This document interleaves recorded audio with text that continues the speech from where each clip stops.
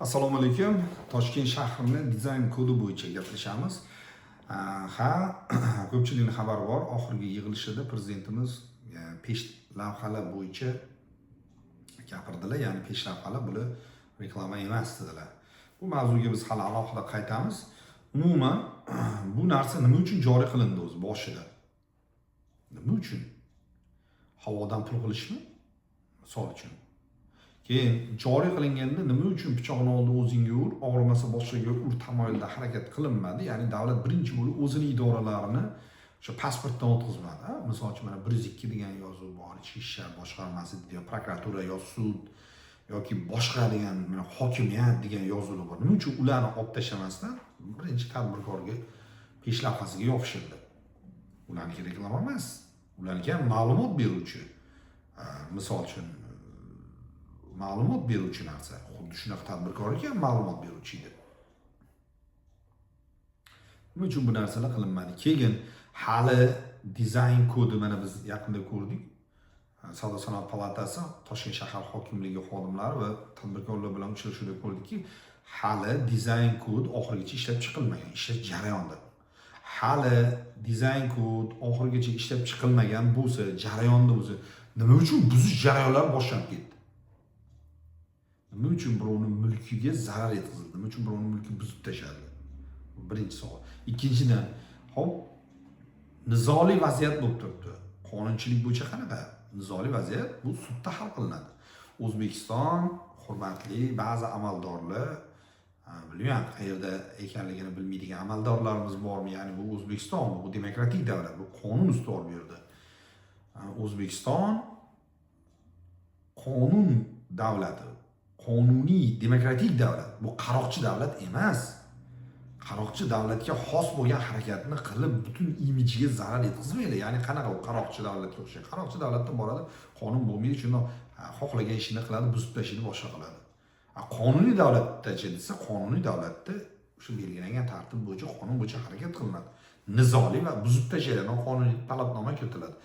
Yo'q, bu buzib tashlamayman deydigan bo'lsa, nizo kelib chiqadigan bo'lsa, unda sudga beriladi. Bu masala sudda hal qilinadi.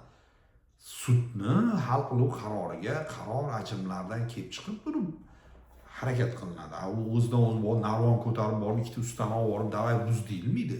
Men yaqinda bitta video ko'rdim. Jami 5 kishi, o'sha 3 kishisi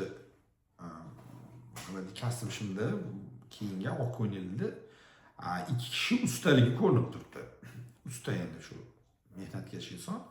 Endi 3 kishi yetib turibdiki, bu yoqdagi yetib turibdi. Buz deb turibdi 2 kishiga. U 2 kishi bittasi narvonni qo'yib turibdi, ikkinchi chiqib buzyapti. Keyin bu yoqdan odam chiqdi, "O'y" dedi. "Sizni nima haqqingiz bor? O'zi siz kimsiz siz?" dedi. "Hujjatingizni ko'rsatinglar. Qo'lingizda biror bir asosiylar bormi? O'zi kimsizlar sizlar? Hujjatingizni ko'rsatinglar" dedi. Ko'rsatmayapti. Keyin uni borib tush bu yoqqa narvondan tortsa, "Aka qarshilik ko'rsatmang, siz bu ishlaringiz, men qilgan narsangiz noqonuniy-ku" dedi. Birinchidan uni noqonuniy, qonuniy ekanligi bir joyda isbotlandimi? Ikkinchidan, siz kimsiz, sizga qarshilik ko'rsatmaslik kerak. Men hokimiyat vakiliman, mana xizmat guvohnomam, meni talabim qonuniy desangiz, u boshqa gap.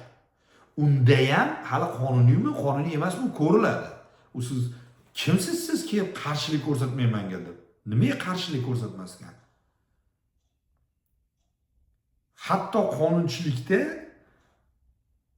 misol uchun qonunchilik demaylik, aniq aytaylik, mana jinoyat kodeksida kerak bo'lsa biror bir odamga, ya'ni huquqbuzarga jismoniy zarar yetish huquqi berilgan ikkinchi tomon tarafidan.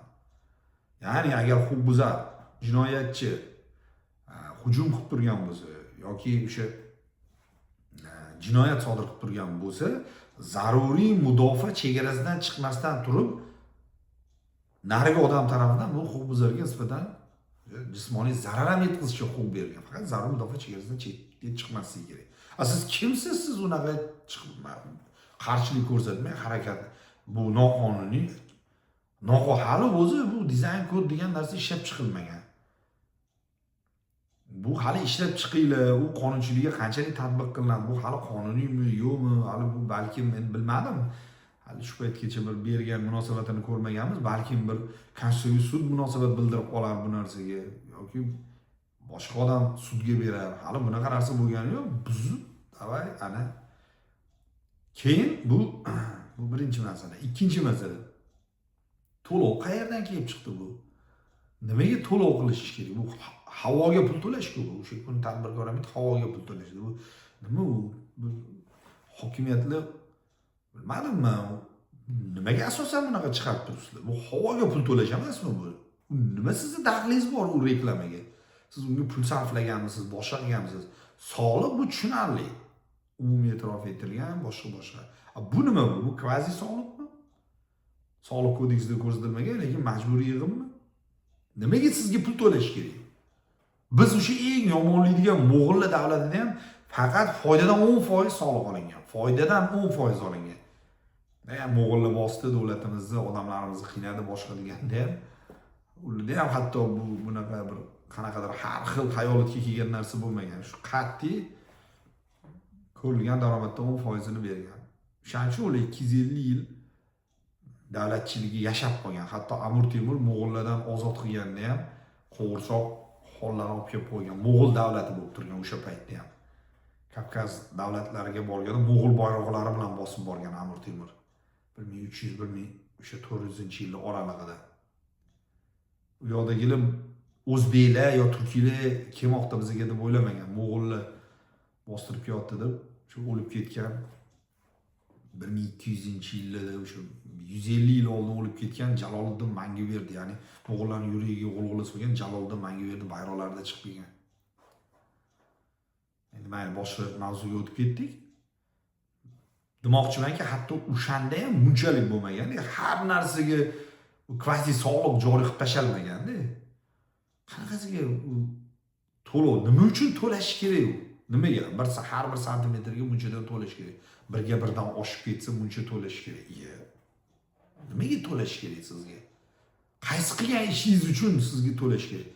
Tadbirkor u reklama qilsa, agar reklama banner o'rnatdi deylik, sizga to'lash shart emas. U daromad olsa, foydasi o'zi foyda solig'ini to'laydi, u daromad olsa, daromad solig'ini to'laydi. Agar firma bo'ladigan bo'lsa, MCH 1 milliarddan oshgan bo'lsa, qo'shimcha qiymat solig'i, foyda solig'i to'laydi. Uni o'zi yetarli, uni to'laydigan solig'i. Yana nimaga sizga to'lash kerak? Qanaqadir qoidalar joriy qilamiz, biz buni inobatga olamiz, boy. Qilmang hech qanaqa qoida. Nimaga siz reglament ishlab chiqishingiz kerak? Nimaga sizga qarab turib rangini to'g'irlash kerak, boshqasini qilish kerak? Bir rus qizimiz aytibdilar, hamcham ruscha gapiryapti. Endi rus bo'lsa kerak, bilmayman, balkim boshqa millatlar hozir ko'p millatlar rus tilida gapiradi. U qizimiz chiqib aytgan, men bir kun o'zida bergan intervyusini ham ko'rdim, hokimiyat tarafidan kelganda endi o'sha dizayn kodni ishlashda vizualniy shum degan. Qanaqa vizualniy shum? Sizlar bir ekspertiza o'tkazdilarmi? O'zi vizualniy shum degan tushuncha bormi qonunchilikda? Qanchalik bo'lishi kerak vizualniy shum? Kim buni aniqlab beradi vizualniy shumni? Nima uchun sizga yoqmay qoldi vizualniy shum? Balki bizga yoqar vizualniy shum. Shuni ko'rgimiz kelar, eshitgimiz kelar, agar qanaqa o'lchanadigan bo'lsa. O'zingizdan o'zingizlar har xil gaplarni gapirib tashlayvermaylar, o'rtoqlar. Gapirsanglar, u ana odamni deb ketavermaydi. Bu ko'rib turibmiz-ku, bu biz qo'shilmaymiz-ku sizlarning fikringizga. Nima uchun tadbirkor to'lash kerak sizga? U qo'ygan reklamasi. U hali foyda oldimi?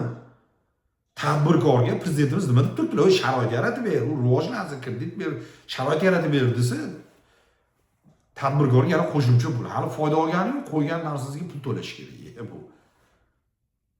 umuman noto'g'ri. Nafaqat peshtaxta tushunchasi. Umuman o'zi bunaqa reklamaga pul oladigan narsani umuman bekor qilib tashlash kerak. Nafaqat peshtaxta. Peshtaxta mayli bo'ldi, reklamaga pul to'laydi. Reklamaga ham pul to'lamasin. Foyda olsa, foydasidan to'lasin. Reklama qo'yadimi, boshqa qo'yadimi? Olgan foydasidan, daromadidan to'lab turibdi. Peshtaxtaga to'la. Misol uchun endi reklamaga to'la, turgan binoingga mulk solig'i to'la, yerga yer solig'i to'la, animga u solig'i to'la, bunga bu solig'i. Bino bilan nima ishingiz bor sizni? Yer bilan nima ishingiz bor sizni? Olsa daromadidan to'laydi, bo'lmasa to'lamaydi. Endi bu yoqdan reklamani qo'ydinglar, stankaga pul to'la, hamma narsaga pul to'la. Bu bechara qachon ishlaydi bu? U tadbirkor masanga nima qoldi, Hasanga bo'lib qoldi. Nimasi qoldi o'zi becharaning? O'ziga nimadir qoldimi o'zi? Shuni bir ko'rdinglarmi? tadbirkorga do'stmi yo bu tadbirkorga qarshimi? Ba'zi insonlar men tushunmadim to'g'risi. Mana shu joyda bugunchalik to'xtatib turamiz va biz bu mavzuga albatta qaytamiz, davom etamiz.